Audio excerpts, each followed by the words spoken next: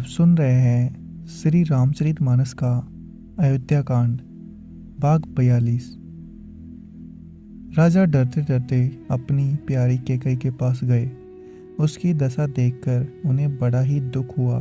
कैकई जमीन पर पड़ी हुई है, पुराना मोटा कपड़ा पहने हुए है, शरीर के नाना आभूषणों को उतारकर फेंक दिया है।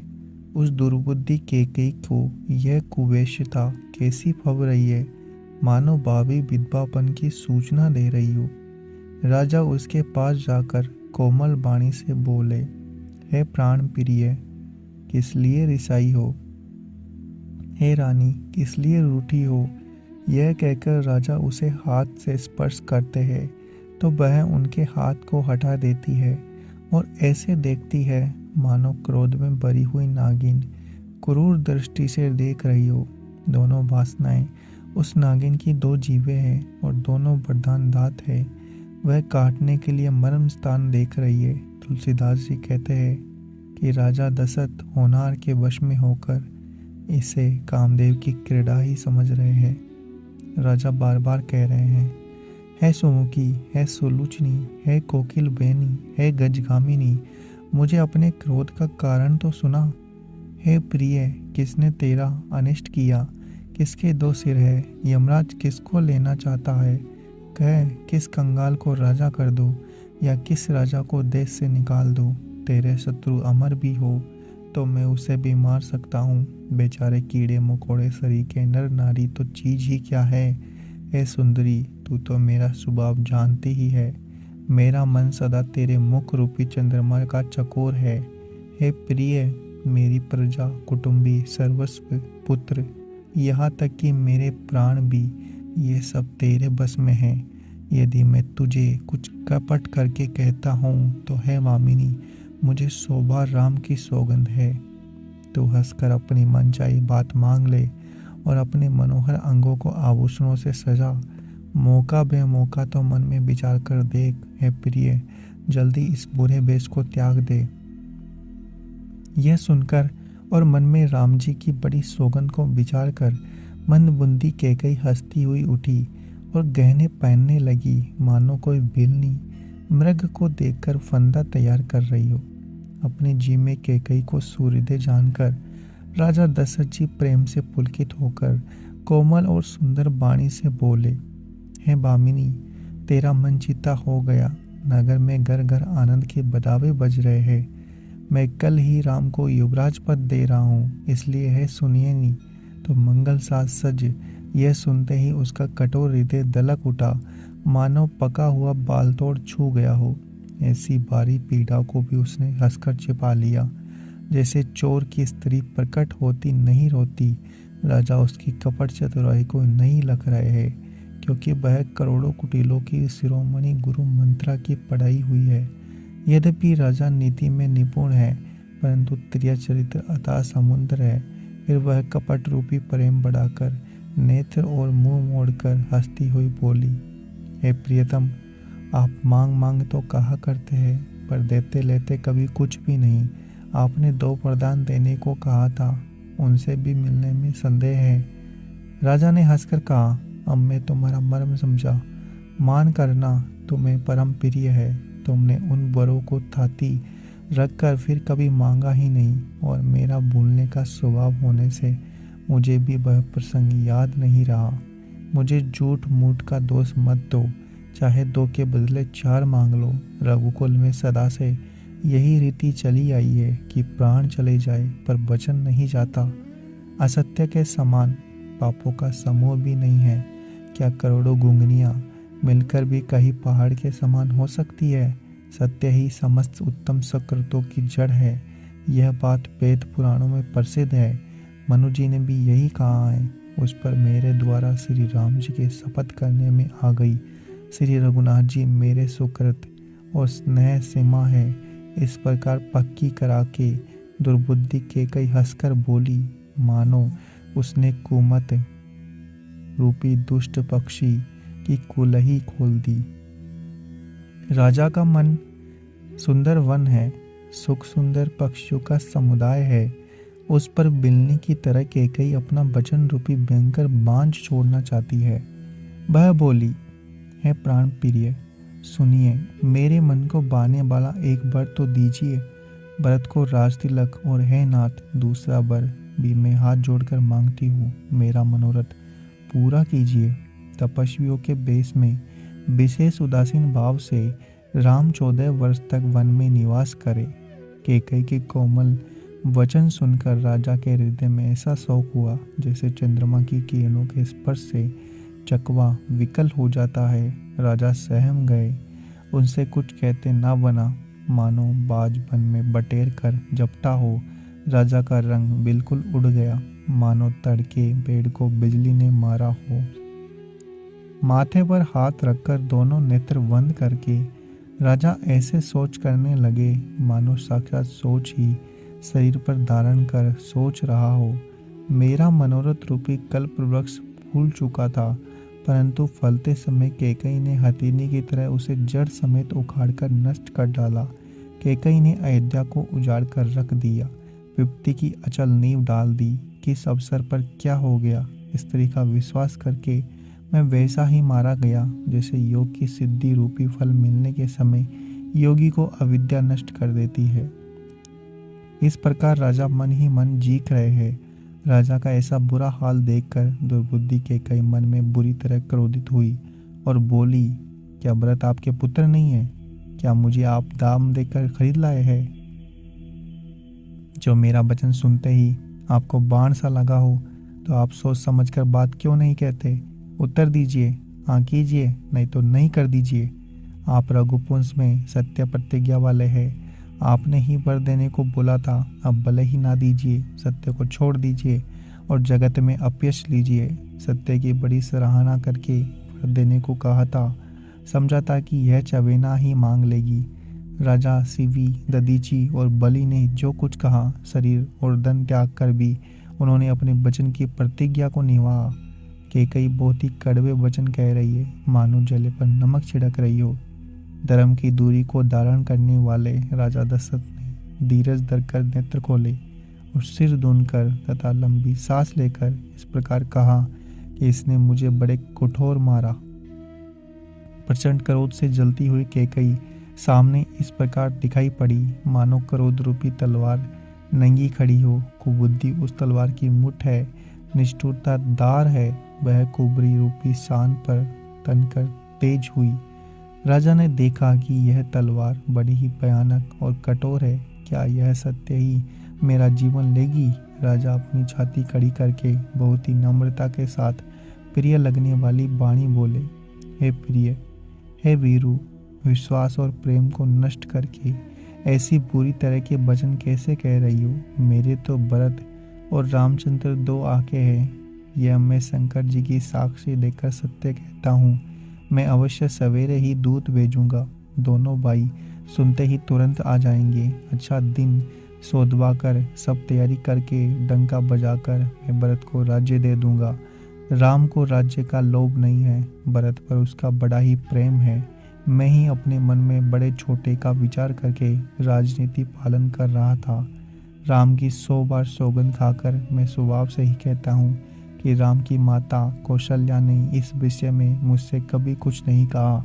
अवश्य ही मैंने तुमसे बिना पूछे ये सब किया, इसी से मेरा मनोरथ खाली गया। अब क्रोध छोड़ दे और मंगल साज सजा। कुछ ही दिनों बाद भरत युवराज हो जाएंगे। एक ही बात का मुझे दुख हुआ कि तूने दूसरा वरदान बड़ी अड़चन का मांगा।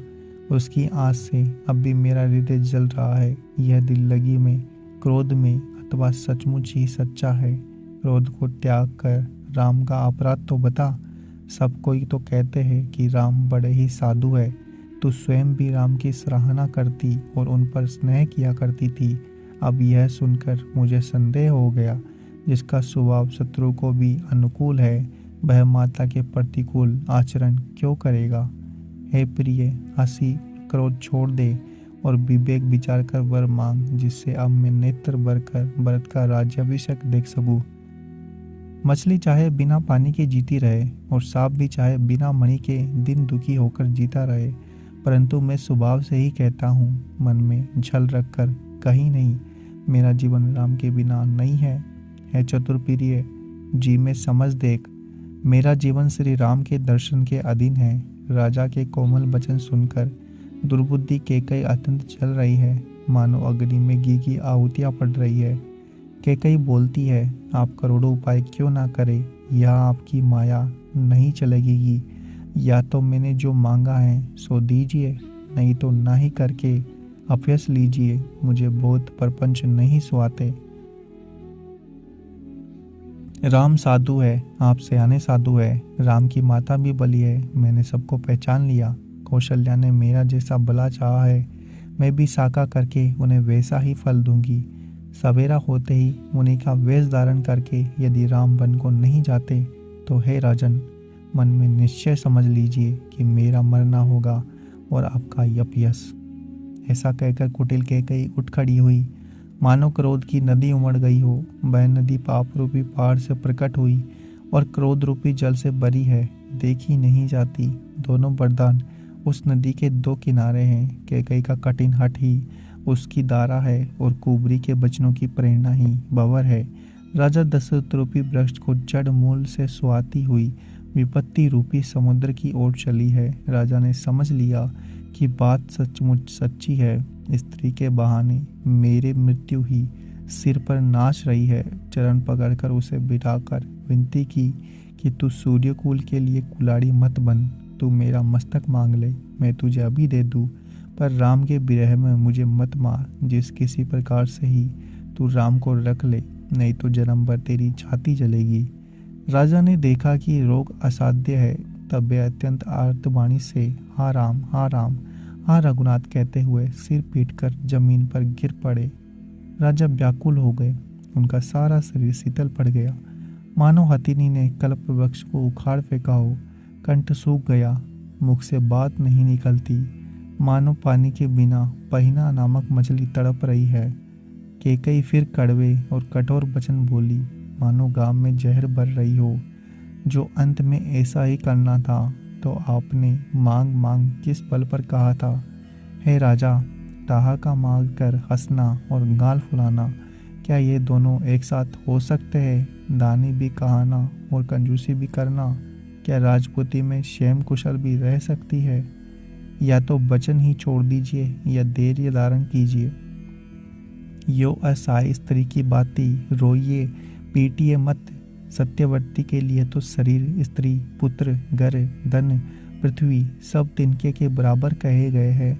कैकई के मर्म वेदी बेचैन सुनकर राजा ने कहा, तू जो चाहे कह, तेरा कुछ भी दोष नहीं है। मेरा काल तुझे मानो पिशाच होकर लग गया है, वही मुझे यह सब कहला रहा है।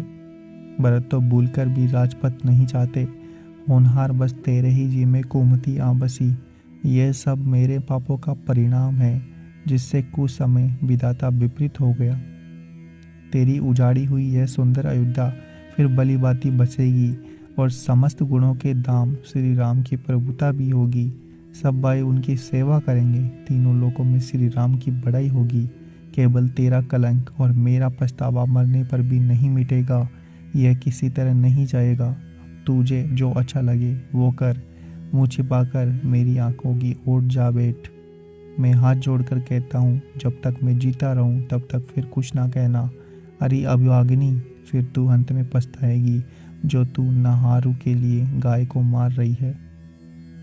राजा करोड़ों प्रकार से समझाकर कि तू क्यों सर्वनाश कर रही है, पृथ्वी पर गिर पड़े, पर कपट करने में चतुर कैकई कुछ बोलती नहीं, मानो मसान जगा रही हो।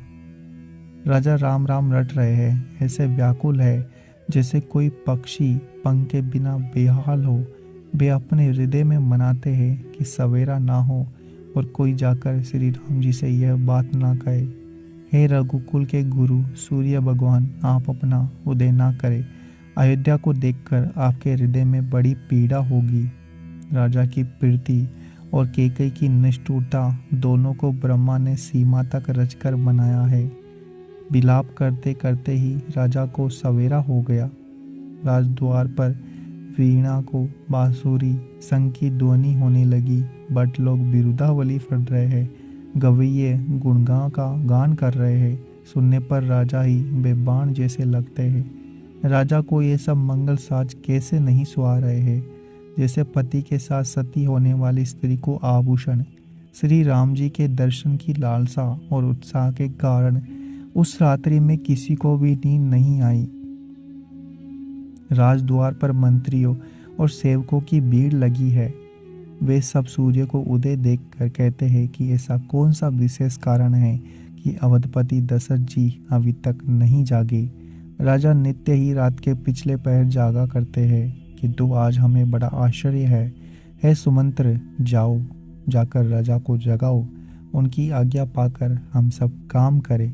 तब सुमंत्र रावले में गए, पर महल को भयानक देखकर वे जाते हुए डर रहे हैं, मानो दौड़कर काट खाएगा। उसकी ओर देखा भी नहीं जानता, मानो विपत्ति और विषाद ने वहाँ डेरा डाल रखा हो। पूछने पर कोई जवाब नहीं देता। वे उस महल में गए जहाँ राजा और कैकई थे। जय जीव कहकर सिर नवाकर बैठे और राजा की दशा देखकर तो वे सूख ही गए। देखा कि राजा सोच से व्याकुल है, चेहरे का रंग उड़ गया है, जमीन पर ऐसे पड़े हैं मानो कमल जल छोड़कर पड़ा हो। मंत्री मारे डर के कुछ पूछ नहीं सकते।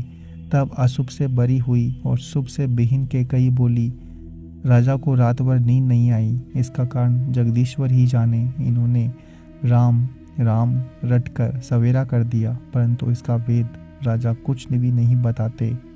तुम जल्दी राम को बुला लाओ, तब आकर समाचार पूछना। राजा का रुख जानकर सुमंत्र जी चले गए। समझ गए कि रानी ने कुछ चाल की है।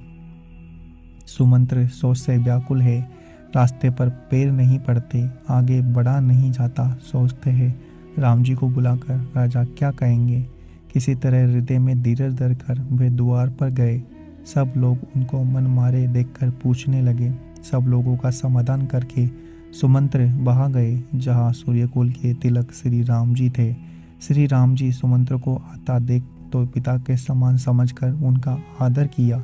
श्री राम जी के मुख को देखकर और राजा की आज्ञा सुनकर वे रघुकुल के दीपक श्री राम जी को लेवा चले। श्री राम जी मंत्री के साथ बुरी तरह से जा रहे हैं, यह देखकर लोग जहाँ तहाँ विषाद कर रहे हैं। रघुकुल मणि श्री राम जी जाकर देखा कि राजा अत्यंत ही बुरी हालत में पड़े हैं, मानो सिन्नी को देखकर कोई बूढ़ा गजराज सहम कर गिर पड़ा हो। अगर आपको हमारा यह प्रयास अच्छा लग रहा है तो चैनल को सब्सक्राइब करें, वीडियो को लाइक और शेयर करना ना भूलें।